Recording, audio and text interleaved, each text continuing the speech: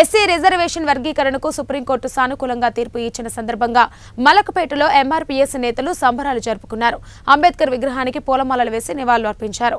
ఈ సందర్భంగా ఆవిర్పించిన 30 ఏళ్లు సుదీర్ఘమైనటువంటి శాంతియుత పోరాటానికి భారత అత్యున్నత న్యాయస్థానం న్యాయం చేసిందని అన్నారు. ఉపకులాలకు చెందిన 59 కులాలకు ఎస్సీ రిజర్వేషన్ సమపాలనలో అంది అన్ని వర్గాల అభివృద్ధి చెందుతాయని ఆశాభావం వ్యక్తం చేశారు. ఎస్సీ ఎస్టీ ఉపకులాలు 59 తెగలవారు హర్షం వ్యక్తం చేయవలసిన అవసరం ఉందని ఆయన కోరారు. మీడియా మిత్రులందరికీ నమస్కారాలు. ఈరోజు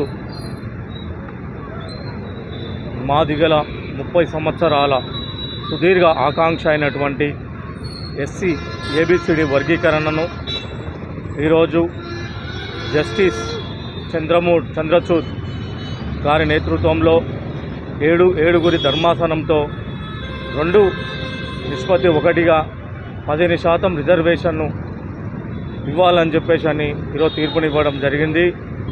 ఈ యొక్క తీర్పును నా యావత్తు మాదిగ జాతి అందరి సమిష్టి కృషిగా సమిష్టి ఫలంగా నేను భావిస్తున్నాను. అందరి శ్రమ ఉంది.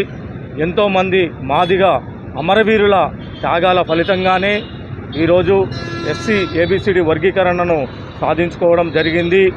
అదేవిధంగా ఈ యొక్క తీర్పు ఇచ్చినందుకు గాను కేంద్రంలో ఉన్నటువంటి ప్రధానమంత్రి నరేంద్ర మోడీ గారికి, అమిత్ షా గారికి, అలాగే ఎస్సీ వర్గీకరణకు ఎంతో కొంత తోడ్పాటైనటువంటి మొదటి నుండి తోడ్పాటుగా ఉన్నటువంటి మా వెంకయ్య నాయుడు గారికి, జి కిషన్ రెడ్డి గారికి, మరియు ఈరోజే అసెంబ్లీ సాక్షిగా ఎస్సీ వర్గీకరణ బిల్లును చట్టబద్ధ కల్పిస్తానని చెప్పేసి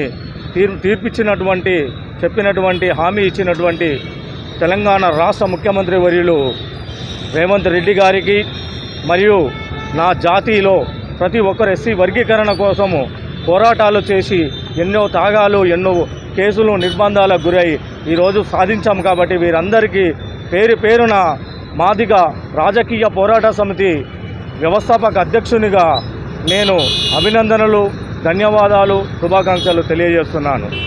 అయితే ఈరోజు గతంలో 2004లో చంద్రబాబు నాయుడు గారి యొక్క పరిపాలనలో ఎస్సీ వర్గీకరణను సాధించుకోవడం జరిగింది.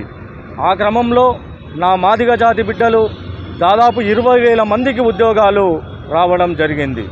ఇప్పుడు కూడా 15% ఇచ్చినటువంటి రిజర్వేషన్ ఫలితాలను మన వాళ్ళు అందరూ సమూలంగా అందుకొని జనాభా దామాషా ప్రకారం ఇచ్చినటువంటి ఈ రిజర్వేషన్ ఫలాలను అందరూ సద్వినియోగం చేసుకొని నా మాదిగ జాతి ఇంకా ముందుకు వెళ్ళాలని ఆకాంక్షిస్తున్నాను. అలాగే ఈ రాజకీయ పరంగా కూడా ఈ రిజర్వేషన్ ఫలాలను మన వాళ్ళు అందరూ అందుకోవాలి.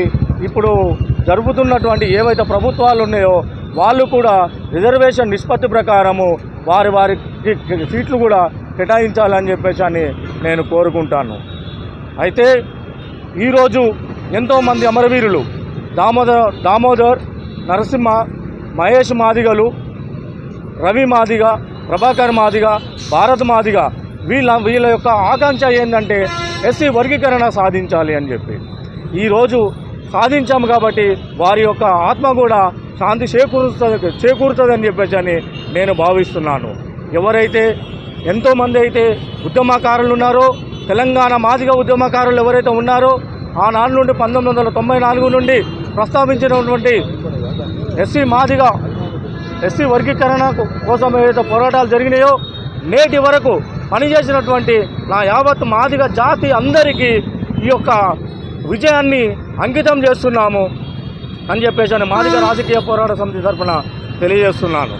అలాగే జాతి భవిష్యత్తు దృష్ట్యా మరికొన్ని నిర్ణయాలు కూడా ఏమైనా తప్పిదాలు జరిగితే భవిష్యత్తులో కూడా మేము కార్యాచరణలు కూడా తీసుకోవడానికి కూడా భావిస్తున్నాము. ఇప్పుడు నడుపుతున్న ప్రభుత్వానికి మరొకసారి అభినందనలు తెలియజేస్తున్నాము. ఈ రేవంత్ రెడ్డి గారు అతి త్వరగా ఎస్సీ వర్గీకరణ బిల్లును ఆయా రాష్ట్రాలకు ఏదైతే కేటాయించారో ఆయా రాష్ట్రాలకు ఇచ్చినటువంటి హక్కులను సద్వినియోగం చేసుకొని ఆయా రాష్ట్రాలు జనాభా దామాషా ప్రకారం వెంటనే ఎస్సీ వర్గీకరణను అమలు చేయాలని చెప్పేసి వెంటనే వాటికి బడ్జెట్ కూడా రిలీజ్ చేయాలని చెప్పేసి కోరుకుంటూ మీడియా మిత్రులకు మరొకసారి ధన్యవాదాలు.